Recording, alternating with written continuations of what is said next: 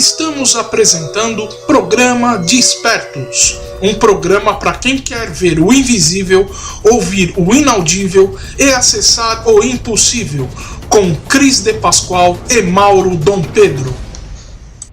Olá pessoal, bem-vindo à ECL, Rádio Cron, a rádio da consciência livre. Você está entrando no programa Despertos, o programa que é a chave de uma nova consciência para uma outra dimensão. Eu sou Mauro Dom Pedro.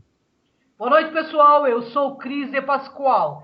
Estamos aqui com Maria Pereda, MC Pereda, como é conhecida no mundo literário. Ela é formada em Química e PhD em Farmacologia pela Unicamp e autora da série de livros O Sol Negro, O Retorno das Sociedades Secretas do Vril, O Sol Negro, As Cidades Secretas do Vril. E o terceiro, pessoal, da série está em andamento. Tudo bem, Maria? Seja bem-vinda tudo ao certo, programa Cris. Despertos.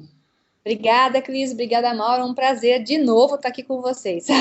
Seja bem-vinda. A honra é toda nossa, né, Mauro? Com certeza. Seja bem-vinda novamente, Maria. Obrigada. Eu vou dar uns recadinhos aqui, que é o seguinte, esse programa faz parte de uma série, né? E eu vou me explicar um pouquinho melhor para quem está pegando isso pela primeira vez. Então, uma introdução necessária a esse programa é dizer que eu continuarei a usar uma parte do conhecimento encontrado no livro O Prisma de Lyra, canalizado e escrito por Lisa Roy e Keith Priest, associado aos dados obtidos nos seminários do ser chamado Bashar.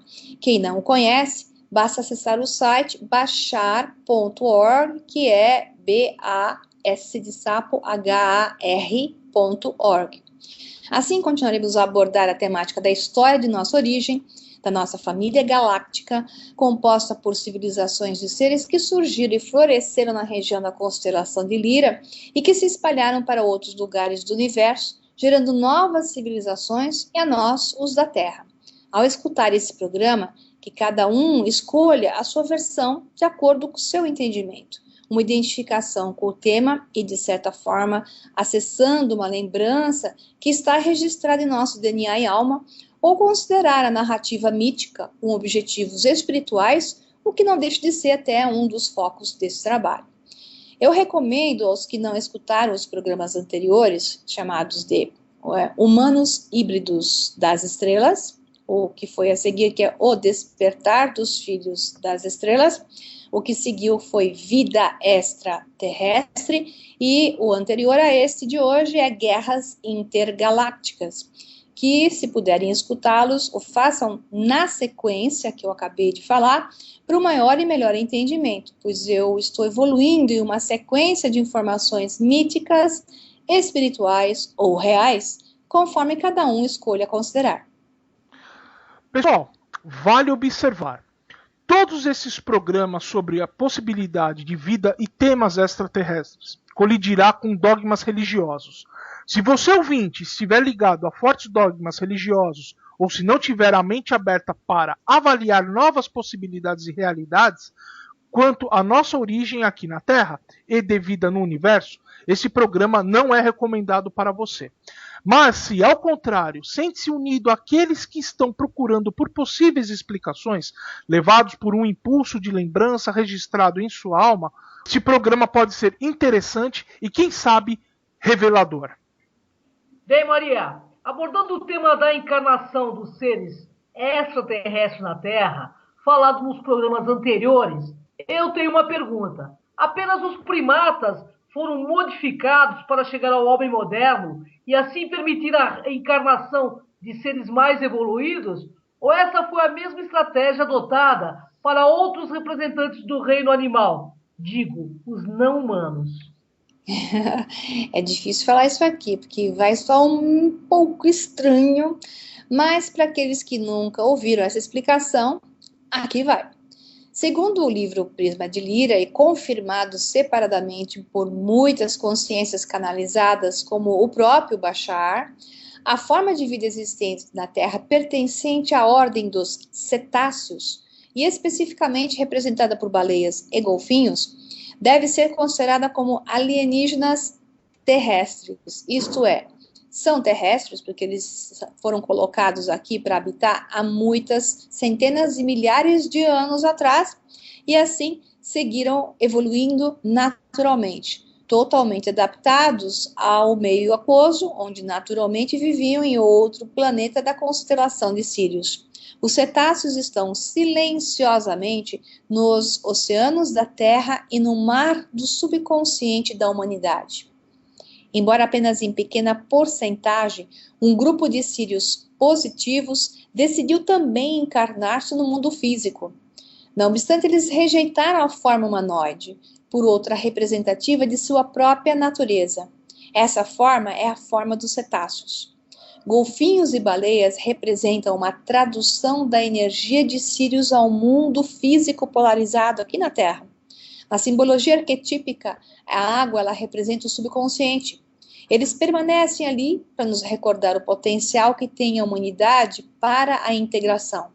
De todas as energias da família galáctica imediata, a energia de Sírius é a mais utilizada na Terra. Maria, o que representa o nome dessa estrela alfa da constelação do Cão Maior? Sirius, em inglês, ou Sirius? A palavra Sirius, ou Sirius em inglês, significa o que brilha ou o que aquece. Também é chamado de estrela-cão e estrela do Nilo.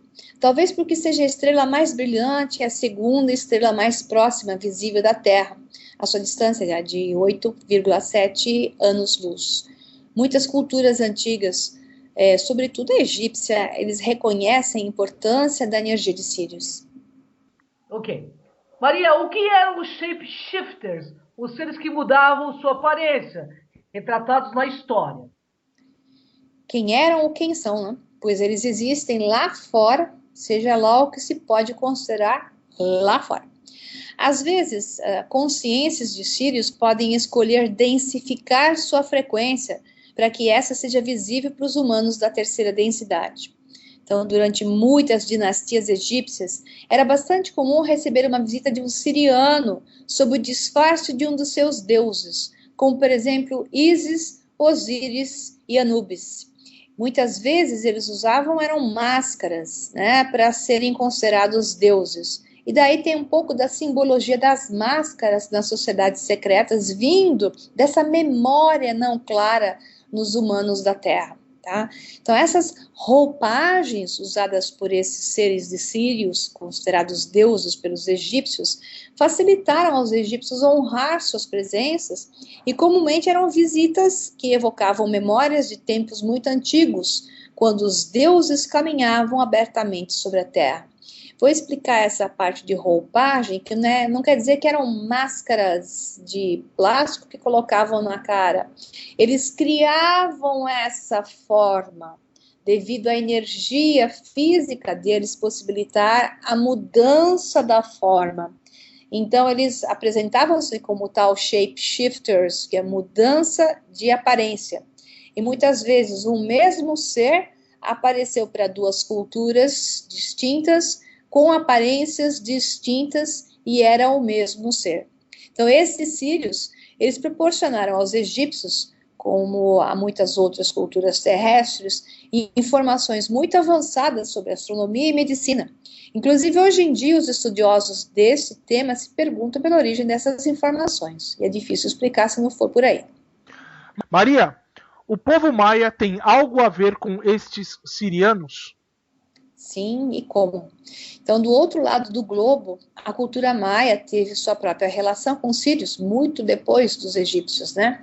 Demonstrado no legado arquitetônico e nas representações das serpentes.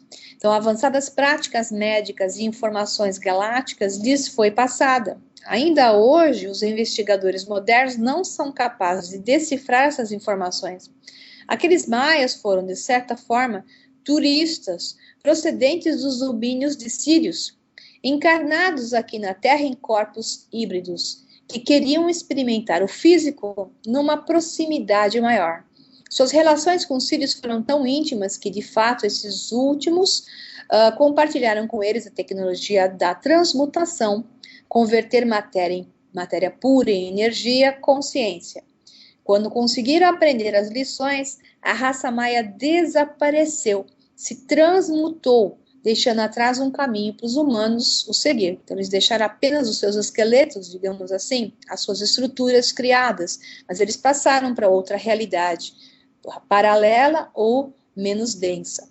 Tá? Esses sírios deixaram muitas cápsulas do tempo e quebra-cabeças atrás de si para futuras gerações. Um desses quebra-cabeças é o crânio de cristal, ou os crânios de cristal, né? O mais famoso deles foi encontrado em 1926 por Frederick Mitchell Hodges, nas ruínas de Lubangtu, território maia.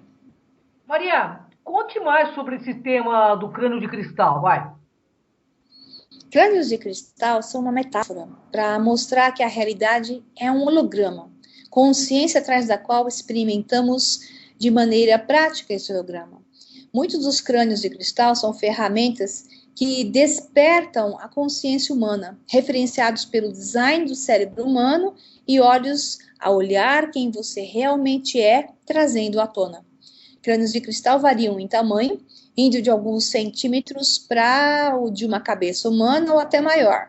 Os crânios de cristal são mais frequentemente associados às culturas mesoamericanas antigas, especialmente a maia, como encontrado pela filha do pesquisador e aventureiro, que eu acabei de citar, Mitchell Hedges, no final dos anos 30, avaliado longamente um estudo bem detalhado que a IBM fez, que relatou não poder ter sido construído por ferramentas, mas sim apenas por algo similar a um laser. Existe um documentário completo mostrando a análise da equipe da IBM e está disponível no YouTube. Então, dos 13 originais, apenas 8 foram encontrados. Existem alguns falsos que confundem e desvirtuam as pesquisas. Segundo o Daryl Anka, um dos maiores médiuns da atualidade, que canaliza a consciência de um siriano chamado Bashar, os crânios de cristal eram originalmente 13 mestres os criaram e utilizavam, e são muito mais antigos do que a civilização maia. A maioria era de origem atlântica, outros anteriores a estes até, e foram levados para várias regiões do planeta por volta de 20 mil a 25 mil anos atrás, antes da queda final da Atlântida. Eles foram criados por 13 mestres através das técnicas de vibrações sônicas, também chamada de simática, gerando sons de altas frequências que manipulam molecularmente e geometricamente, criando a estrutura dos cristais. Juntando os 13 crânios de cristal, pode-se conseguir um processo de transição, transformação e recristalização em estado neutro da realidade onde se está presente, passando para outra de maior frequência. Os crânios funcionam como um portal que criará uma nova bolha de realidade, onde consciências superiores podem estar presentes e fazer comunicação, dar informação. Observem que esse padrão numérico ficou marcado na consciência humana, reconhecendo o número 13 como um número de transformação e de ligação com o divino, antes da Igreja Católica, na Idade Média, desvirtuar esse número e seu conceito nobre. Cada um desses crânios de cristal, ele tem uma assinatura frequencial do mestre que o criou. Portanto, tem qualidades únicas que representam aquele mestre. Por isso mesmo, e é muito importante estar juntos, esses 13 crânios, para poder acessar os padrões de transformação, equilíbrio, expansão, manifestação, e por aí continuam os padrões que eles podem gerar. Através dos crânios, eles se reuniam, esses mestres, mesmo estando muito distantes um do outro. Eles encontravam-se no corpo não material, em um círculo com 12, tendo um ao centro, para lhe dar energia em um sistema de circuito elétrico. À toa também, e depois surgiram várias tábuas redondas, e o 12 cavaleiros, ou 12 discípulos, com o 13º, que é no caso, a Bíblia, por exemplo, Jesus, ou os cavaleiros da tábua redonda, aí era o rei Arthur, você tem sempre o 12 mais 1, que é o 13. Então, reparando em suas profundezas cristalinas, olhando bem profundamente para esses crânios, pode-se divisar o passado e o futuro como realmente é, um eterno agora. O mesmo padrão foi inserido nos monólitos e construções megalíticas pelo mundo. em todos os continentes, quase ao mesmo tempo, para exatamente atuar como um circuito que se interliga e gera a energia para os padrões transformacionais necessários. Conhecimento esse que também se perdeu no tempo. Segundo Bashar, por volta de 10.000 a 5.000 a.C., foram seus últimos momentos finais do uso dessa caveira de cristal, das caveiras de cristal, pois o conhecimento de como extrair informação através deles começou a se perder. O conhecimento é assim, né? Ele é adquirido, ele é perdido como ciclos. Os humanos da atualidade ainda não aprenderam a traduzir os dados e emoções que são desencadeados quando se observa fixamente sua esfera, observa os seus olhos ou a superfície dessa caveira de cristal. Talvez um dia os códigos contidos nesses crânios originem centelhas de memórias da humanidade, quando estivermos prontos, né? Tal como foi provavelmente a intenção dos sírios positivos que estavam convivendo, naquela época, lado a lado com os atlantes. Esses são o principal grupo que deixou muitas pistas sobre o verdadeiro passado da Terra. Maria, esses sírios que aqui estavam eram consciências ou habitavam corpos físicos da Terra? Devemos referir-nos a eles como consciências que tomaram corpos físicos, ou seja, eles tinham corpos físicos que podiam ser terrestres, alguns podiam ser extraterrestres, mas tinham a consciência clara de quem eles eram. Eles não estavam no esquecimento. Especificamente, embora naquela época também estivessem pela Terra outros grupos de extraterrestres que não eram só os sírios, né? Então, as consciências positivas de sírios se expressavam na Terra na forma física e não física também, estavam só como aquele sopro, né? Sopro na consciência. O grilo falante pro Pinóquio, digamos assim.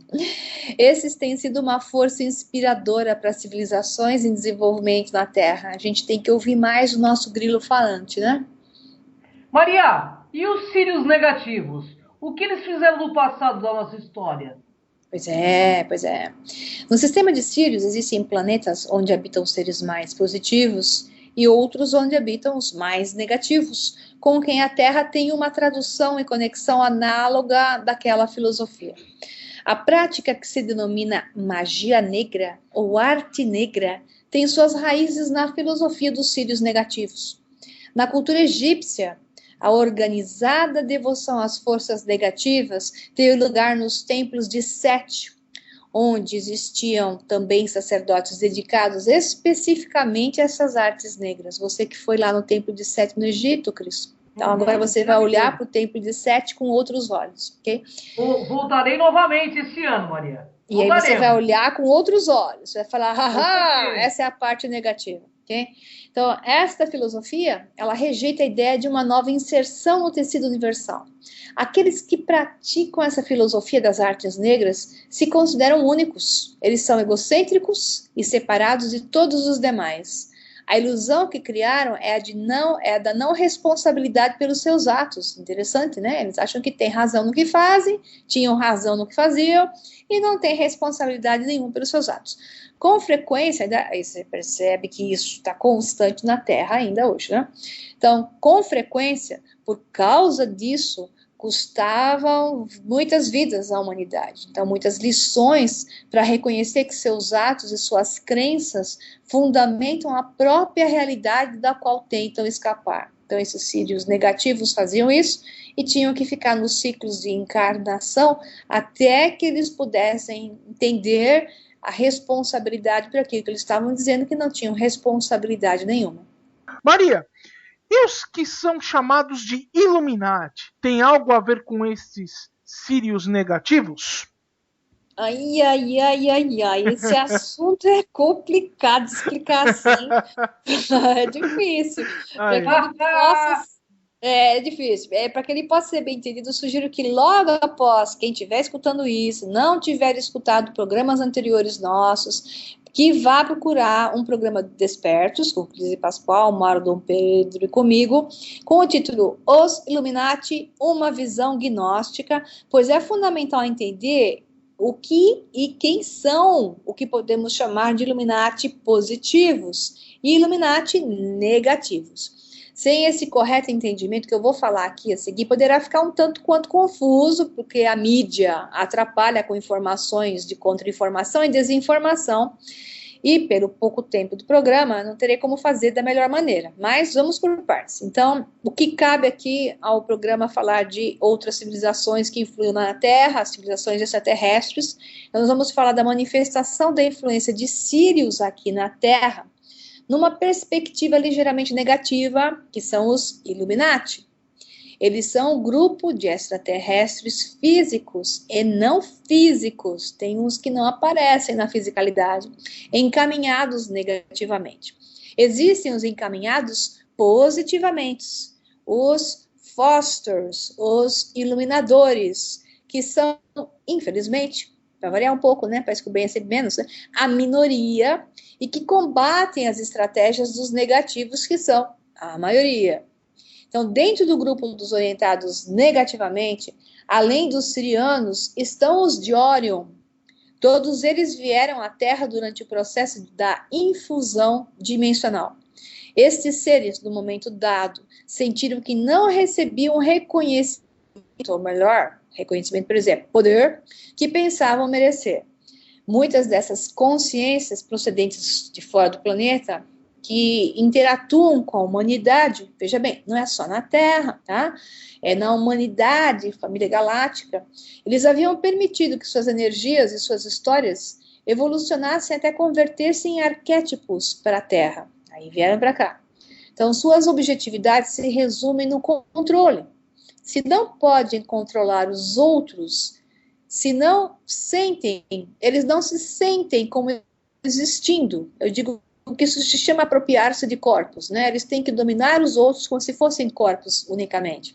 E temem não existir, ou temem a sua não existência, se não os dominam.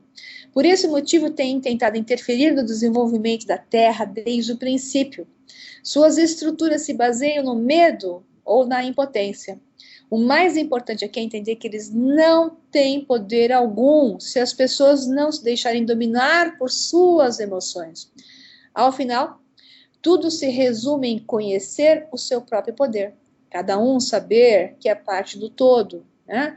Vale salientar que esses seres representam uma pequena porcentagem de consciências e sírios. Desde o começo da Terra, o planeta tem desenvolvido relações fortes e positivas com os seres de Sírios, sendo isso um dos suportes mais importantes para a humanidade. Tem mais uma coisinha que é um recadinho. Quem não assistiu ainda o filme O Destino de Júpiter, vale a pena ver, porque eles exatamente mostram ali, invertendo, né, a questão Illuminati, chamando de casa de Abraxas. Abraxas é o Deus positivo, Illuminati, e não negativo, né? Lá eles invertem com uma visão de Orion e Sírios negativo, muito encaminhado com toda essa história que nós estamos contando aqui, em tantos programas sobre vida extraterrestre. Então, o destino de Júpiter é muito interessante sobre vários aspectos, e ele é mais do que real sobre a ótica da família galáctica.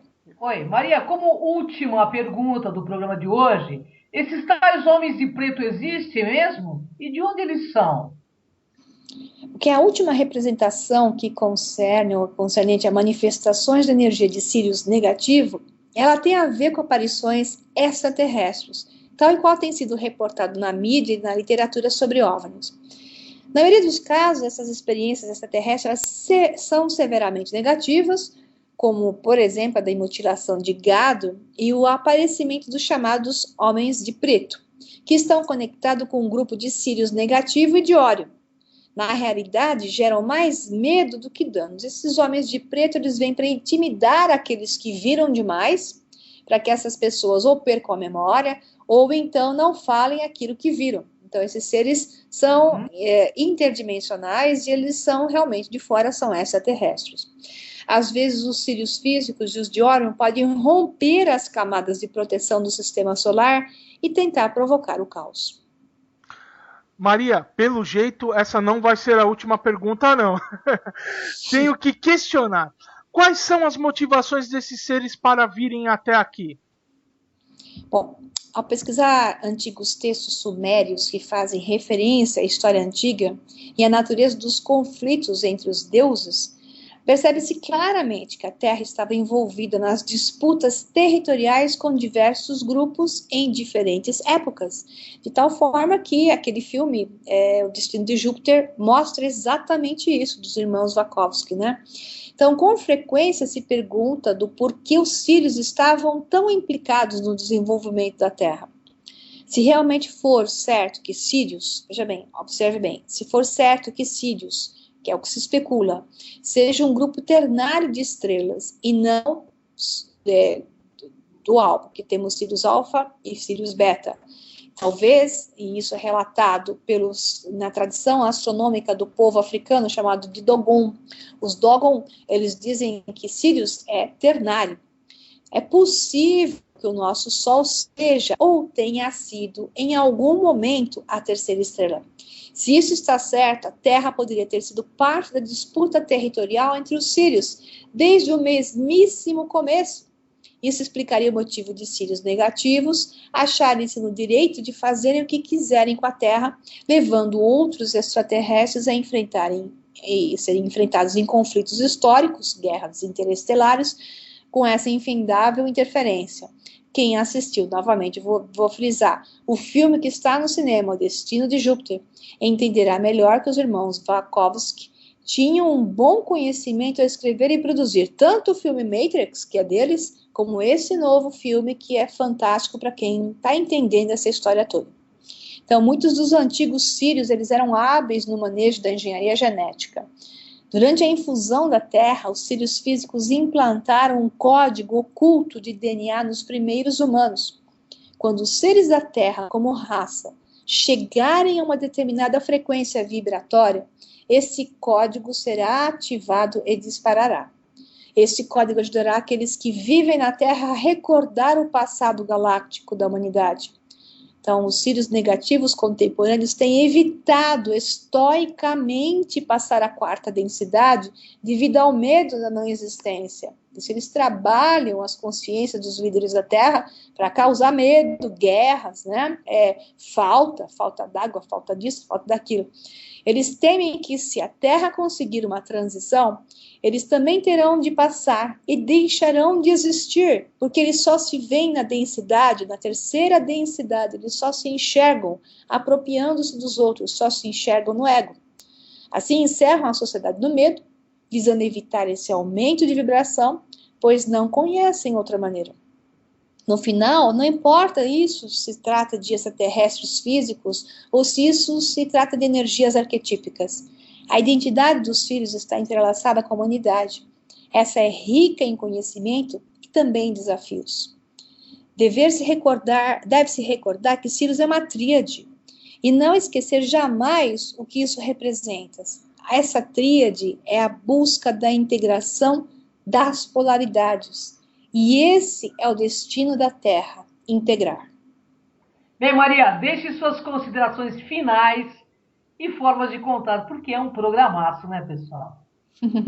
Então, devido ao pouco tempo desse programa, eu estou indo por partes, né? Então, desculpem por contar assim aos pedaços, mas no próximo programa eu vou expandir melhor a criação de vida na Terra, a interferência de Órion e seus arquétipos no povo dragão, espadas e bruxaria, além das lutas galácticas aqui na Terra contra os sírios positivos que se opunham ao povo do dragão. Isso ficou em nosso subconsciente.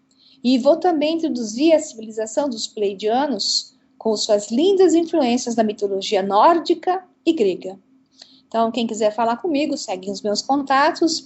O ideal é pela página do Facebook /O Sol Negro _livro ou pela página da internet www.osolnegro.com.br. Temos também um canal do YouTube, tudo junto, O Sol Negro 11. Obrigada, Cris, obrigada, Mauro, por tudo. Gratidão, obrigada pela chance do Maria. programa. Um abração para vocês. O nome está com você, viu, Maria? Muito obrigada. Com certeza. Pessoal, até o próximo programa Despertos. Tchau, tchau. Até o próximo, pessoal. Até mais, Maria. Até mais, pessoal. Acabamos de apresentar Programa de Espertos.